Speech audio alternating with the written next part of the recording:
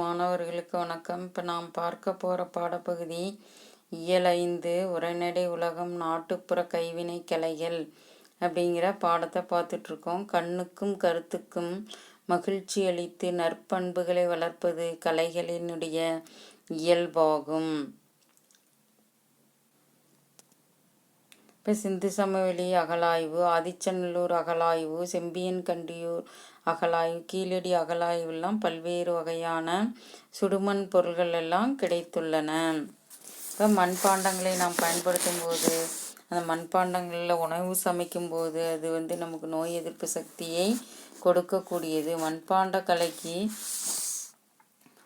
கலையினுடைய இன்னொரு வளர்ச்சி நிலைதான் சுடுமண் சிற்பக்கலை. அந்த சுடுமண் சிற்பக்கலையில் என்னென்ன விலங்குகள், பறவைகள், பொம்மைகள், அலங்கார வடிவங்கள் முதலியன செய்யப்படுகின்றன.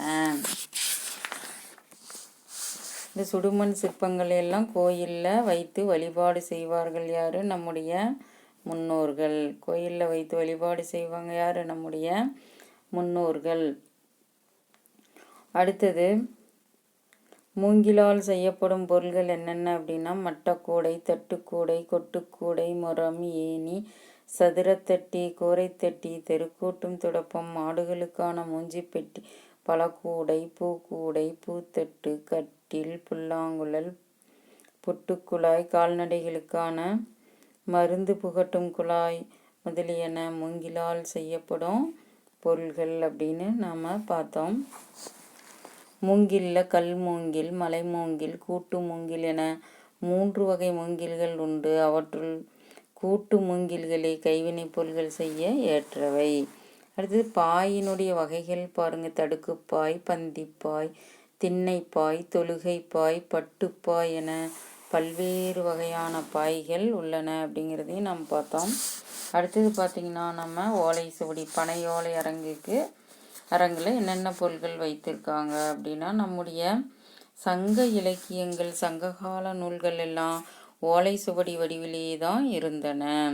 இப்போ பனை ஓலையை வைத்து பொம்மைகள், கிளிகிளிப்பைகள், பொருள்களை வைத்து கொள்ள உதவும் சிறிய கொட்டான், பெரிய கூடை, சுலகு, விசிறி, தொப்பி, ஓலைப்பாய் முதலியெல்லாம் பனை ஓலை கொண்டு செய்யப்படுகின்றன.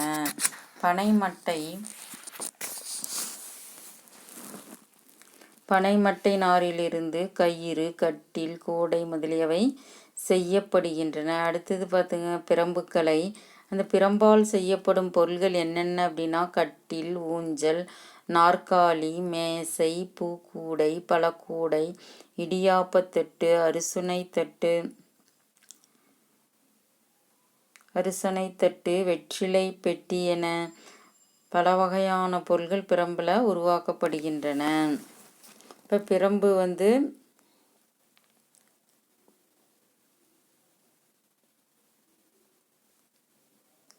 பிரம்பு மிகவும் குளிர்ச்சியானது. அதில் அமர்வதும் படுப்பதும் உடலுக்கு நல்லது. மேலும் பிரம்பு பொருள் வீட்டுக்கு அழகை சேர்ப்பது அப்படின்னு நம்ம போன வகுப்புலேயே பார்த்தோம். இப்போ பிரம்பு என்பது கொடி வகையை சேர்ந்த தாவரம். பிரம்பு அப்படிங்கிறது ஒரு கொடி வகையை சேர்ந்த தாவரம். இதன் தாவரவியல் பெயர் கலாமஸ் ரொடாங் அப்படின்னு என்பதாகும். இது நீர் நிறைந்த வாய்க்கால் வரப்புகளிலும் மண் குகைகளிலும் செழித்து வளரும். இது நீர் நிறைந்த வாய்க்கால் பகுதியிலையும் மண் குகைகள்லையும் செழித்து வளரும். தமிழகத்தில் இப்போது இது அருகிவிட்டது. தமிழகத்தில் இப்போ இந்த பிரம்பெல்லாம் இல்லை அப்படின்னு சொல்கிறாங்க. நமது தேவைக்காக அசாம், அந்தமான், மலேசியா போன்ற இடங்களிலிருந்து இந்த பிரம்பெல்லாம் வரவழைக்கப்படுகிறது. இப்போ மலர்விழி இந்த கண்காட்சிக்கு வந்ததன் மூலம் நாட்டுப்புற கைவினை கலைகளை பற்றி பல புதிய செய்திகளை அறிந்து கொண்டோம். மிகவும் நன்றி ஐயா அப்படின்னு மலர்விழி சொல்கிறாங்க. இவை மட்டுமல்ல, மண் பொம்மைகள் செய்தல், மரப்பொம்மைகள் செய்தல், காகித பொம்மைகள் செய்தல், தஞ்சாவூர் தட்டு செய்தல், சந்தன மாலையும் ஏலக்காய் மாலையும் செய்தல், மாட்டுக்கொம்பினால் கலைப்பொருள்கள் செய்தல், சங்கு, கிளிஞ்சல் போன்றவற்றால் பொருள்கள் உருவாக்குதல் என இன்னும் பல வகையான கைவினைப் பொருள்கள் உள்ளன. இவற்றை பற்றி அறிந்து கொண்டால் மட்டும் போதாது. இவை போன்ற கைவினைப் பொருள்களை வாங்கி பயன்படுத்துவதன் மூலம் அவற்றை உருவாக்கும் கலைஞர்களையும் ஊக்குவிக்க வேண்டும். அப்படி செய்தால் சுற்றுச்சூழலையும் மாசடையாமல் பாதுகாக்கலாம். கைவினைப் பொருள்கள் என்னென்ன அப்படின்னு ஆசிரியர் சொல்றார் பாருங்க. மண் பொம்மைகள் செய்தல், மரப்பொம்மைகள் செய்தல், காகித பொம்மைகள் செய்தல், தஞ்சாவூர் தட்டு செய்தல், சந்தன மாலையும் ஏலக்காய் மாலையும் செய்தல், மாட்டுக்கொம்பினால் கலைப்பொருள்கள் செய்தல், சங்கு, கிளிஞ்சல் போன்றவற்றால் பொருள்கள் உருவாக்குதல் என இன்னும் பல வகையான கைவினை கலைகள் உள்ளன. இவற்றை பற்றி அறிந்து கொண்டால் மட்டும் போதாது. இவை போன்ற கைவினைப் பொருள்களை வாங்கி பயன்படுத்துவதன் மூலம் அவற்றை உருவாக்கும் கலைஞர்களையும் ஊக்குவிக்க வேண்டும். அப்படி செய்தால் சுற்றுச்சூழலையும் மாசடையாமல் பாதுகாக்கலாம்.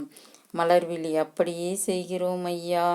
நால்வரும் விடைபெற்று திரும்புகின்றனர். இப்போ என்ன மாணவர்களே, இப்போ நாட்டுப்புற கைவினை கலைகள் அப்படிங்கிற பாடத்தில் மண்பாண்டம் செய்தல், சுடுமண் சிற்பக்கலை, மூங்கிலால் செய்யப்படும் பொருள்கள், கோரைப்பாய் வகைகள், அடுத்தது பனையோலையால் செய்யப்படும் பொருள்கள், அடுத்தது பிரம்பினால் செய்யப்படும் பொருள்கள் என பல்வேறு கைவினை கலைகளை நாம் பார்த்தோம்.